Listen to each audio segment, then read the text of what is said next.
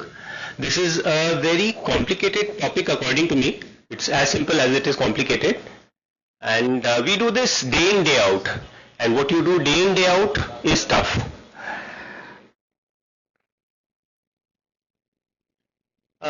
Talking about patient information and patient consent. When we actually are going to tell our patients, a majority of them is this is how they're going to behave. When asked, most patients will prefer the less invasive PCI over surgery. I'm not in any way saying that this is the right thing, but this is how the patient's mindset works. I'll try to be as brief as possible. I have whatever is new that we have found in the management of CAD, whatever I could go through guidelines of Europe and America, that I have tried to put in this. A detailed history. I still believe that this is the best thing that helps you assess what should be done next. Symptoms like chest pain triggered by emotional stress, dyspnea, dizziness on exertion. This was not there. This is something new that I found.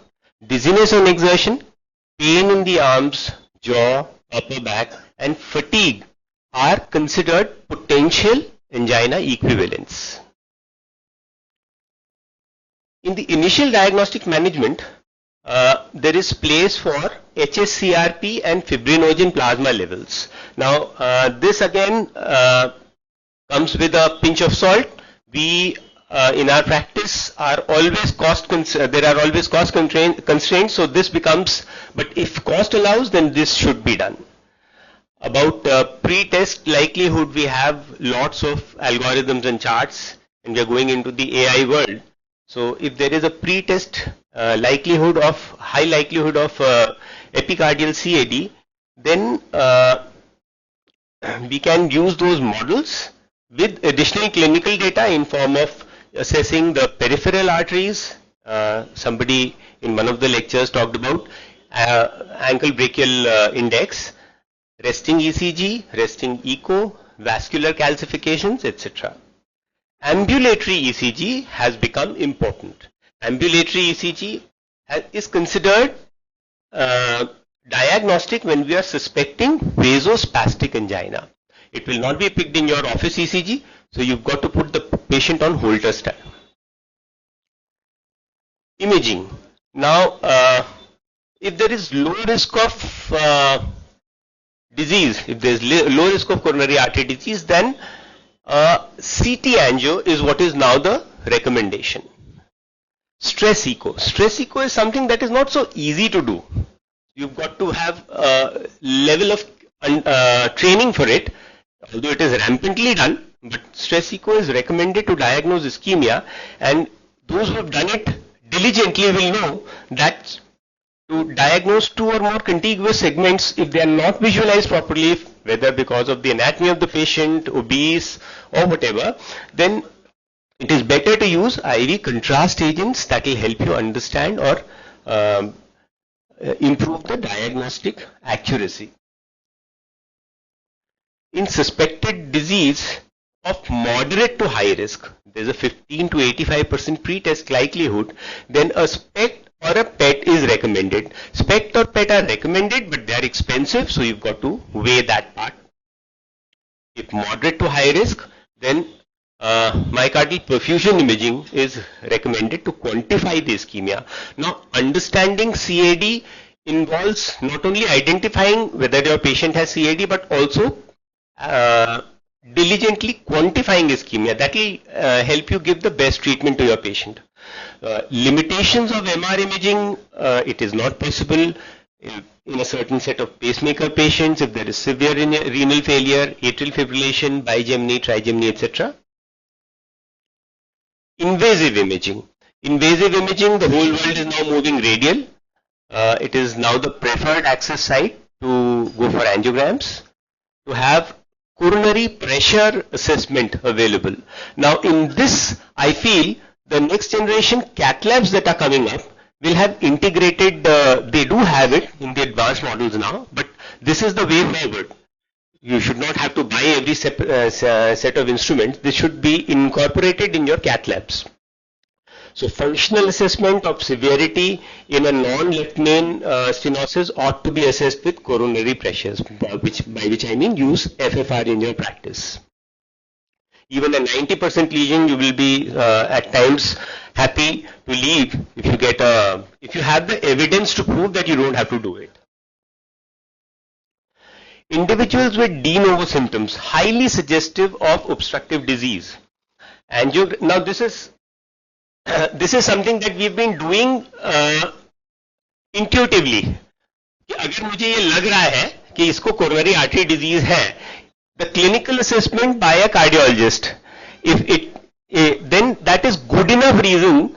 अगर आपको ये लग रहा है that the patient has disease, he has symptoms highly suggestive of disease, you can do angiography as your first test. You do not have to go through the whole set of exercise कि ये prove करो, ये disprove करो. So again, that is something we've been doing in practice, but now it is there in guidelines also, that if a clinical cardiologist feels that there is high risk of disease, you are justified in doing angiography. Threshold of indices have to be discussed. It's a big thing. Now, if there is suspected chronic coronary artery syndrome, low to moderate risk, as I said, a CT angio is a good enough test to do, but most centers that you will see in tier B and tier C cities do not have good CT angio machines, which is where we run into problems. So if you have to have ideally it's recommended that you go for a 128 slice CT. If you do not, or even a 256 is even better. If you don't have those, at least it should be 64 slice CT to be able to say with some degree of confidence that your patient has disease or does not have disease. Invasive assessment, again as I said, try to incorporate functional assessment to exclude or confirm diagnosis of coronary artery disease of uncertain significance. Initial assessment and risk stratification of adverse events is based on the clinical picture. So ECG, angina threshold, diabetes, CKD, EF, and all these are obviously we all do it, as we have been discussing in that AI presentation also. There are so many risk factors to see.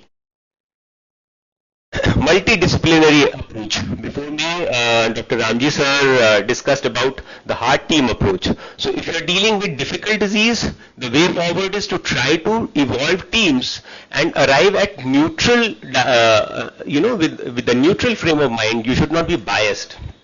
Tailor selection of anti-anginals based on patient characteristics. Now this is something we all do. So if a patient is able to tolerate nicorandil only, then you can prescribe nicorandil. So patient characteristics have to be important. Again, you have to have the ears to listen to your patient. Patient क्या बोल रहा है? What is his problem? Concomitant therapy and tolerability. There is a cycle of some drugs being promoted and some going down. Beta blockers are going through a bad time. Ivabradine is having a good time now. So ivabradine has found a lot of support. Especially if the ejection fraction is less than 40%, it is strongly recommended as an add-on to your in angina patients. Lifestyle changes. The most prominent recommendation is to help patients achieve a healthy lifestyle. You have to counsel them, and importantly, you have to also tell them that you have to take your medicines. Even though I am a dominantly interventional cardiologist, it does not mean that I in any way underplay the importance of medicines. I always tell my patients, medicines are the mainstay. Intervention comes as an add-on. It is not the main. Informed discussion about risk, paying attention to aerobic activity, homebound rehabilitation. This will grow as we treat sicker patients. Tailor therapy as per availability and cost. Now this is again logic. If the patient can afford only, then you can prescribe. Ivabradine less than ejection, EF less than 40%. Antithrombotics. Now in antithrombotics, clopidogrel 75 is safe and effective alternative to aspirin monotherapy. And after CABG, aspirin monotherapy 75 to 100 lifeline. As well as in those without prior MI or revascularization, but with evidence of obstructive disease. Lipid lowering, LDL goal of less than 55. Now there is a lot of, there will be divergence of opinion. I am not a very strong proponent of very low LDL. Hempidoic acid, that bempedoic acid is a purified crystalline form of hempidoic acid. It's a class 1B indication. SGLT2, this I also use a great deal in my practice, and it is very good. It is very good in diabetes with CAD. Independent of sugar levels. Now revascularization. When CABG and PCI hold the same level of recommendation, a heart team approach is the best. A patient-centered approach, considering his preferences, his health literacy, his cultural circumstances, and social support. As I said in my first slide, that if you give the patient an option, he'll always opt for angioplasty. If ejection fraction is less than 35%, it is recommended to choose, and he is recommended to choose between revascularization, medical therapy. After careful evaluation, medical therapy is also a good option. You need not push all your patients into intervention or CABG. If you feel that a lot of muscle has been lost, good care, good medical therapy, you are doing perfect job. You don't have to push your patients to any form of intervention necessarily. So balancing procedural risk and outcomes. Imaging guidance using IVUS and OCT is also recommended when you are performing high risk PCI. For left main, multi-vessel with left main, low surgical risk, CABG is the gold standard. Left main with low complexity, PCI is equivalent, and now we have a set of operators who are reasonably well trained in doing left main. So, but then patient selection is important, case selection is important. Heart failure, obstructive disease, invasive angio is recommended. So in a heart failure patient, you are justified in doing an angiogram to try and find out the cause to it. EF greater than 35, low risk, do a CT angio. Sacubitril valsartan is recommended to replace ACE inhibitors and ARBs. Angina with non-obstructive disease. This is what we run into a lot of time. ANOCA, INOCA. So this ANOCA is angina pectoris highly suspected to be caused by non-obstructive disease without ischemia or biomarker positivity. तो अगर clot बढ़ा हुआ नहीं है पर angina है, that is ANOCA, ANOCA. INOCA is where biomarkers are raised, and MINOCA sometimes you have myocardial infarction also, but you don't get critical disease, so that is now labeled as MINOCA, MINOCA. All these are vasospasm induced, so you have to treat it appropriately. With this I close my talk. I'll come to my personal view. Unfavorable anatomy is the only reason of not performing PCI in the DESERA. But then what does feasibility mean? Feasibility means it should be, and there should be an appropriate indication. You have to be honest to yourself and to your profession. And feasibility is your ability to perform a complex procedure safely at a reasonable risk. If you feel you are not capable of doing it, don't do it.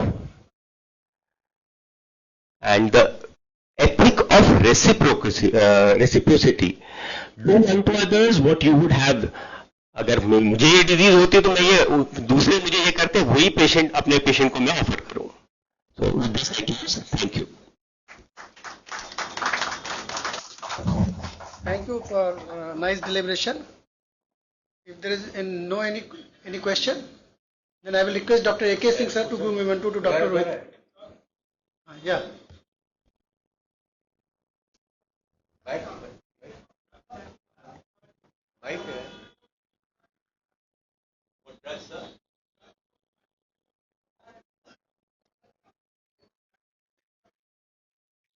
Calcium channel blockers. You have trimetazidine, which is a reasonable alternative, and to some extent you can use ivabradine. Ivabradine also has some sort of, but there is no large body of evidence. We are still working on it. These are new terms we are working on. ESC guideline, nicorandil and trimetazidine both have been given. Nicorandil also one you can use. Now I request Dr. A.K. Singh sir to give memento to Dr. Rohit Tiwari sir.